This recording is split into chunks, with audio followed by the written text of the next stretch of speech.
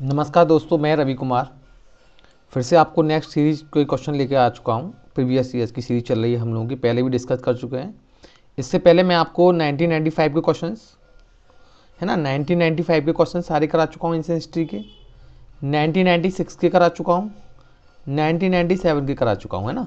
आज की जो हमारी सीरीज रहेगी वो रहेगी 1998 के क्वेश्चन। ठीक है, जितने भी प्रीवियस ईयर क्वेश्चन आए हैं आपके एंशियंट हिस्ट्री में वो सारे के सारे कराएंगे। जैसे मैं पहले ही बता चुका हूँ आपको, यूपीएससी या कह सकते हैं सिविल सर्विसेज की तैयारी करने के लिए। ठीक है, एक तो आपका सिलेबस बहुत इंपॉर्टेंट है, सेकेंडली चीज़ क्या आपका प्रीवियस ईयर्स के question papers.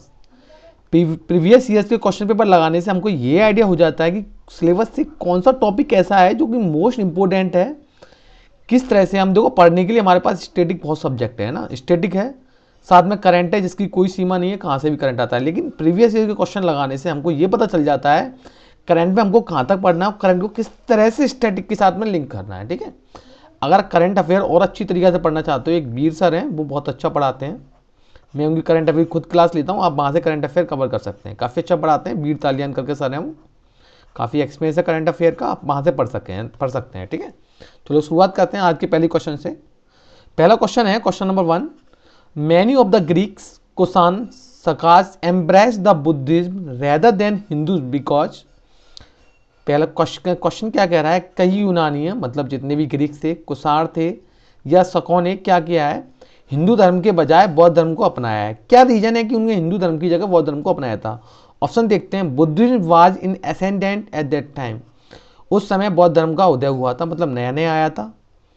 They had renounce the policy of war and violence, उन्होंने युद्ध और हिंसा की नीति को त्याग कर क्या किया था, शांति की नीति को अपनाया था।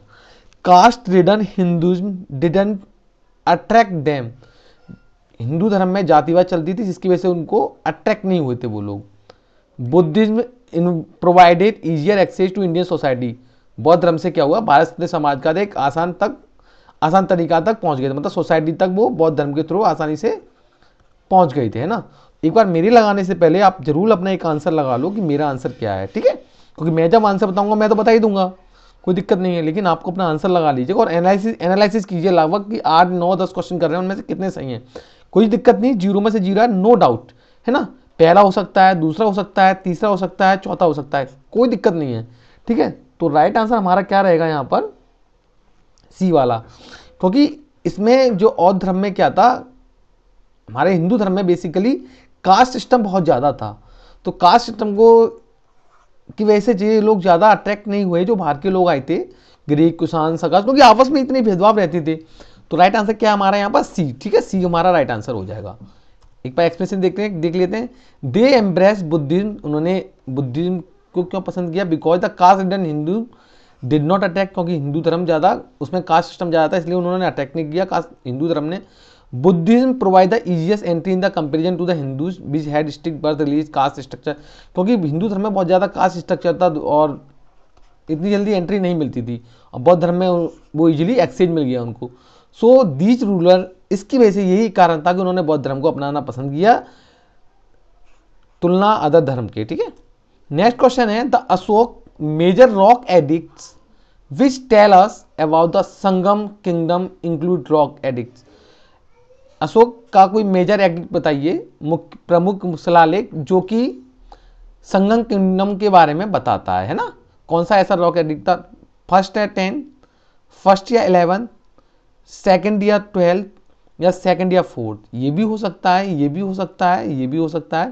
प्लीज एक बार गैस कर लीजिए, अपना राइट आंसर लगाइए। आपने स्टैटिक पढ़ चुका, उम्मीद है, नहीं पढ़ी तो कोई दिक्कत नहीं, इससे आप इसके थ्रू ही आप काफी क्वेश्चन कर सकते हो, है ना। तो क्वेश्चन देखते हैं इसका राइट आंसर क्या होगा आपका। तो हमारा राइट आंसर है इसका सी वाला, है ना, सेकंड और 12th वाला, सेकंड और 12th वाला इसका राइट आंसर है। तो अब सेकंड और राइट, इसका मतलब क्या हो गया देखते हैं। सेकंड रॉक एडिक्ट और 12th रॉक एडिक्ट किसके बारे में बताते हैं, आपके अशोक में संगम किंगडम के बारे में एक्सप्लेन करते हैं। ठीक है, ये ध्यान रखना, सेकंड रॉक एडिक्ट आपकी और 12th, second and 12th rock edict किसके बारे में बताती है, चोल किंगडम के बारे में बताती है, पांड्या किंगडम के बारे में बताती है, सत्यपुत्र के बारे में बताती है, और आपके केरल पुत्र के बारे में बताती है, और तंबापानी के बारे में बताती है। ठीक है, ये ध्यान रखना है यहाँ पर हमको कि कभी कभी क्वेश्चन पूछ लिया है कि कभी साउथ के किंगडम के बारे में नाम दे दिया कि इनके किंगडम के बारे में किस रॉक एडिक्ट में मेंशन है या वहां लिखा हुआ है, तो ध्यान रखना कौन से में लिखा हुआ है, सेकंड और 12 वाले में ध्यान रखना, ठीक है। नेक्स्ट क्वेश्चन पढ़ते हैं, क्वेश्चन नंबर 3। इसमें क्या है, आपके पेयर दे रखे हैं, ठीक है, कि एक मृच कटिकम है, वो उसका मतलब शुद्राक्ष से है, बुद्ध चरिता है, इसका मतलब आपके वसुबंधु से है, मुद्रा राचक विशाखादत्त से है, हर्ष चरिता का मतलब वानभट्ट से है, ठीक है। तो ये आपके मैचित कर रखे हैं कि आपका मृच कटिकम का शूद्रक, बुद्ध चरिता का वसुबंधु और मुद्रा राक्षस का विशाखादत्त और हर्ष चरित्र का वानभट्ट। मैं इससे पहले आपको विशाखादत्त के बारे में क्वेश्चन 1995 में पूछा था, ठीक है, एक 1996 में पूछ चुके हैं प्रीवियस ईयर, इसलिए एक फायदा हो जाता है इन क्वेश्चन को लगाने से, ठीक है। एक 1997 में भी शायद एक क्वेश्चन है इनसे रिलेटेड है, एक शूद्रक से रिलेटेड है, ठीक है। अब देखो 1998 में सेम क्वेश्चन रिपीट हो चुका है, इसलिए प्रीवियस ईयर क्वेश्चन लगाना बहुत बहुत ज़्यादा इंपॉर्टेंट। जितने भी स्टार लगा लो इतने भी कम बैठेंगे स्टार, ठीक है। तो क्वेश्चन नंबर इसका राइट आंसर क्या रहेगा, हमारा राइट आंसर है इसका, इसमें पूछा है आपको, तो यहाँ देखो करेक्ट पूछा है, करेक्ट, तो करेक्ट क्या है हमारा, बी वाला। बी का मतलब क्या होगा, 1 और 4। एक तो ये वाला सही है, मृच कटिकम किसका, शूद्रक से मतलब रखता है, ठीक है, और हर चरिता किससे मतलब रखता है, वानभट्ट से मतलब रखता है, ठीक है। तो राइट आंसर हमारा क्या हो गया यहाँ पर, बी हो गया। और बुद्ध चरिता जो लिखी गई है, बुद्ध चरिता कहाँ गई, ये बुद्ध चरिता हमारी लिखी है किन्होंने, अश्वघोष ने लिखी है, ठीक है। तो सेकंड वाला गलत हो गया, सेकंड वाला गलत, तो देखो ये गलत हो गया, यहाँ से गया, यहाँ से गया, ठीक है। बुद्ध चरिता किसने लिखी है, आपके अश्वघोष ने लिखी है। नेक्स्ट है, what is the correct Chronicle order. Chronicle order मतलब ईयर बाई ईयर लिखना है, ठीक है, कौन सबसे पहले आया उसके बाद फिर उसके बाद। तो पहले गोल्ड कॉइन्स बने, इसको कटा दिए, 1998 का यहाँ ना था, कोई दिक्कत नहीं है, थोड़ा टाइपिंग एरर हो जाती है। 5 मार्क्ड सिल्वर कॉइन्स, पहले गोल्ड कॉइन, ये फिर 5 मार्क्स सिल्वर कॉइन, फिर आयरन प्लो आया, फिर अर्बन कल्चर आया। अगर आपने तो पता है गोल्ड कॉइन किसके टाइम पे आए थे, सिल्वर कॉइन किसके टाइम पे आए थे, आयरन प्लो किस टाइम पे आया था, अर्बन कल्चर किस टाइम पे आए थे, है ना। तो 3412, 3421, 4312, 4321 है ना। सोने के सिक्के, चांदी के सिक्के, पंच मार्क्ड है ना, छपाई हुई इस पर, लोहे का हल, शहरी संस्कृति। तो कौन सी चीज़ सबसे पहले आई थी, इसके बारे में पता होना चाहिए। तो राइट आंसर क्या है हमारा, डी वाला। तो अर्बन कल्चर पता है, अर्बन कल्चर करवा गया था इंडस वैली सिविलाइजेशन टाइम पे अर्बन कल्चर आ चुका था। आयरन प्लो उसके बाद ही आ गया था, फिर उसके बाद क्या है, पहले सिल्वर के कॉइन्स आए, उसके बाद क्या है, गोल्ड के कॉइन्स आए, ठीक है। तो राइट आंसर क्या है, 4321, ठीक है। पहले क्या है, अर्बन कल्चर हमारा, उसके बाद आयरन प्लो, फिर पंचमार्क सिल्वर कॉइन्स, फिर गोल्ड कॉइन्स आए हमारे, है ना। एक बार एक्सप्लेनेशन देख लेते हैं। इंडस वैली सिविलाइजेशन की बात करें तो 2500 से 2000 BC के बीच टाइम पे इंडस वैली सिविलाइजेशन आ चुके थे, इसको ही हड़प्पा संस्कृति बोलते हैं, ठीक है, जिसकी खोज किसने की थी, दयाराम साहनी ने इसकी खोज की थी लगभग 1921 के आसपास, ठीक है। नेक्स्ट बात करते हैं, अकॉर्डिंग टू रिसर्च की बात करें, it is hard fact that earliest known specimen iron plough share. सबसे पहले अगर आयरन का जो प्लो मिला है वो कहाँ मिला है, गनवारिया से मिला है। गनवारिया कहाँ पर है, गोरखपुर डिस्ट्रिक्ट, और गोरखपुर डिस्ट्रिक्ट कहाँ पर है, उत्तर प्रदेश। तो क्वेश्चन पूछा जा सकता है कि सबसे पहले आयरन प्लो शेयर कहाँ मिला है, तो कहाँ मिला है, गनवारिया। ये ध्यान रखो, कहाँ, गनवारिया कहाँ पर है, गुजरात, सॉरी ये है आपकी गनवारिया गोरखपुर के अंदर। और 700 BC का टाइम था जब पता चला कि पहले कॉइनेज निकाले गए, सबसे पहले वो किसके थे, पंचमार्क, ठीक है, पंचमार्क किसके, वो भी चांदी के। और it was the Indo Greek, सबसे पहले इंडो ग्रीक थे जिन्होंने क्या किया, नॉर्थ वेस्ट साइड में लगभग 200 BC के टाइम पे सॉरी 200 BC के टाइम पर आपके गोल्ड के कॉइन छपाए थे, ठीक है, कुशान्स ने। कुशान से ही पहले किसने छपाए, इंडो ग्रीक्स ने। देखो कोई पूछे कि गोल्ड कॉइन सबसे पहले कुशान, नहीं, कुशान ने नहीं छपाए, इनसे पहले इंडो ग्रीक्स ने छपाए थे। लगभग इस टाइम पर 200 BC के टाइम पर गोल्ड के कॉइन छपना शुरू हो चुके थे। और लगभग देखो 700 BC में किसके छपे हैं, चांदी के छपे हैं, ठीक है। और इससे पहले कौन आ चुका है, हमारा आयरन प्लो आ चुका है, ठीक है। नेक्स्ट है, एक अससन दे रखा है, एक रीजन दे रखा है। इसका मतलब क्या है, कोई यहाँ स्टेटमेंट दे रखी है, उसका ये रीजन दे रखा है ना, कि ये जो लिख रहा है यहाँ पर वो इसके बारे में ये सही है रीजन उसका। तो इस स्टेटमेंट क्या है, according to the Ashoka edict social harmony among the people was more important than religious devotion. क्या मतलब है इसका, अशोक के अभिलेखों से अनुसार लोगों के बीच सामाजिक समरसता धार्मिक भक्ति से अधिक महत्वपूर्ण थी। मतलब लोगों के बीच में जो सामूहिक हार्मोनी थी बीचों में, वो धार्मिक चीजों से भी बहुत ज्यादा ऊपर थी। उसका रीजन क्या हो सकता है, ही स्प्रेड, उन्होंने फैलाए, किस तरह के आइडिया फैलाए थे कि equity institute of promotion of religion, धर्म को ना फैलाते हुए सबसे ज़्यादा उन्होंने लोगों के बीच में फैलाया कि एक दूसरे के बीच में एकता होनी चाहिए, समानता होनी चाहिए, समता होनी चाहिए एक दूसरे के बीच में, ठीक है। ये कारण हो सकता है। राइट आंसर क्या हो सकता है हमारा यहाँ पर, आपका यही सही है। क्योंकि देखो जब रिलीजन के बारे में आप ज़्यादा फैलाओगे, देखो आज के टाइम में देखते हैं कि न्यूज़ में देखते हैं बहुत सारी चीज़ें, न्यूज़ पे मीडिया पे देखो तो वहाँ चीज़ें रिलीजन से रिलेटेड चाहिए, धर्म की, यहाँ दंगा हो गया कि इस धर्म के व्यक्ति ने उसका गला काट दिया, उस धर्म के व्यक्ति ने उसके साथ रेप कर दिया, ये कर दिया। तो इन चीज़ों को जब पब्लिक के सामने आप लाओगे, पब्लिक को चीज़ें देखोगे, आप दो चीज़ दिखाओगे पब्लिक को, वही चीज़ें लोगों को बीच में समझ में आती हैं।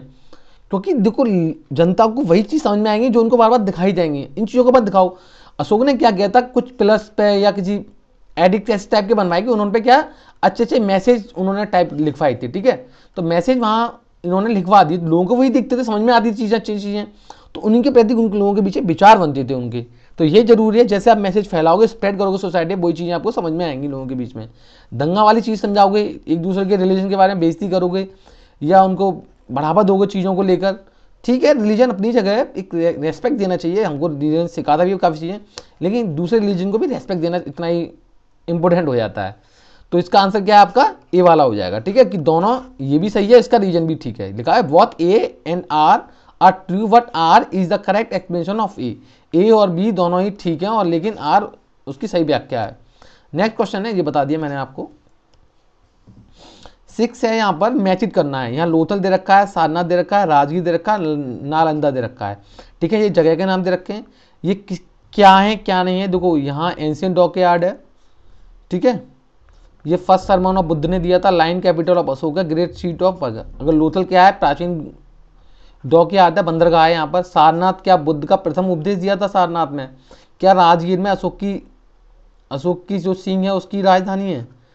नालंदा में क्या बौद्ध शिक्षा का महान केंद्र था। तो इसमें बताना है कि आपको कौन सा सही है कौन सा नहीं है। तो चारों सही है, या 3 और 4 सही है, हो सकता है 1 to 4 हो सकता है, 1 and 2 हो सकता है, ठीक है। तो राइट आंसर क्या है हमारा यहाँ पर, मेरे लिए आंसर लगाने से पहले खुद से एक बार आंसर लगा लो। राइट आंसर क्या है हमारा, सी। तो मतलब कौन सा गलत हो गया यहाँ पर, राजगीर गलत हो गया। तो राजगीर कहाँ पर है भाई, जो अशोक की जो कैपिटल है, लाइन कैपिटल है, वो राजगीर में नहीं है, कहाँ पर है, सारनाथ में है ना, SARNATH। तो ये वाला हमारा गलत होता है। राइट आंसर क्या है, 1 to 4। तो लोथल में ही तो पता ही है सबको, डॉकयार्ड है बहुत बड़ा, ठीक है। जी IBC की एक साइड है, इंडस वैली सिविलाइजेशन की। सारनाथ ने फर्स्ट सेरेमन दिया था, पहला उपदेश दिया था गौतम बुद्ध ने।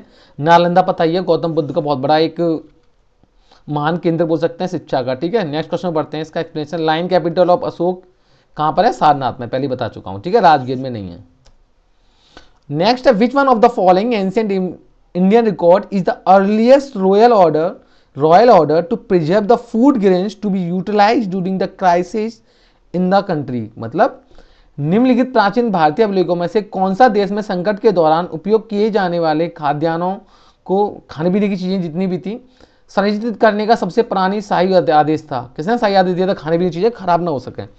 तो यहाँ एक मिला है, सौगौरा कॉपर प्लेट मिली है, एक रूमिन देही पिलर एडिक्ट मिला है अशोका का, एक मिला है प्रज्ञा प्रस्तीक का मिला है, एक Mehrauli pillar inscription of Chandra मिला है। तो राइट आंसर क्या होगा, एक बार मेरे आंसर लगाने से पहले एक बार खुद से भी लगा लीजिएगा। 7 का क्या होगा आपका, 100 कॉपर प्लेट मिलेगी, है ना। इससे पता चलता है कि हमारा वहां पर खाने पीने की चीज़ों को सुरक्षित रखने के लिए कुछ आदेश दिए गए थे, है ना। तो अर्लीस्ट नोन कॉपर प्लेट, जो सबसे पहले कॉपर प्लेट मिली है वो कहाँ मिली है, 100 में मिली है। 100 किसके टाइम की थी, मौर्य के टाइम पे थी, ठीक है। जो किसके बारे में बताते हैं, उस टाइम पे कुछ फैमाइन आए थे ना। फैमाइन का मतलब थोड़ी वहाँ भुखमरी पड़ी थी, है ना, खाने पीने की बहुत दिक्कत आ गई थी। तो it is the one of the few very pre Ashokan ब्राह्मण स्क्रिप्ट इन इंडिया, है ना। ये अशोक के टाइम से भी पहले की कुछ ब्राह्मण स्क्रिप्ट है। नेक्स्ट क्वेश्चन पढ़ते हैं। Next question, the concept of 8 fold path form the theme of. जो 8 फोल्ड पाथ है हमारा, वो किन्होंने कंसेप्ट दिया है, ठीक है। क्या दीपबामसम ने दिया है, या दिव्य वादना ने दिया है, या महापरिनिब्बन का है, या धर्मचक्र प्रवर्तन इनका है। तो राइट आंसर हमारा क्या होगा यहाँ पर, जो 8 फोल्ड पाथ है वो किसका है, धर्मचक्र प्रवर्तन सूत्ता का है, ठीक है। एक बार एक्सप्लेनेशन देख लेते हैं इनका क्या क्या है।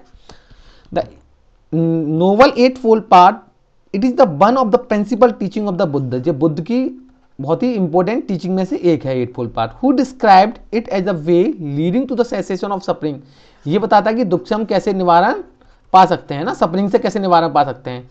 एंड अटेनमेंट ऑफ सेल्फ अवेनिंग, खुद को कैसे नवजागरण कर सकते हैं, जागरण कर सकते हैं, अपने आप को कैसे शुद्धिकरण कर सकते हैं या अच्छा बना सकते हैं ना, चीज़ों के लिए जागरूक कैसे कर सकते हैं, जिसे बौद्ध बोलते हैं ना, उसे सेल्फ अवेकनिंग भी बोल सकते हैं।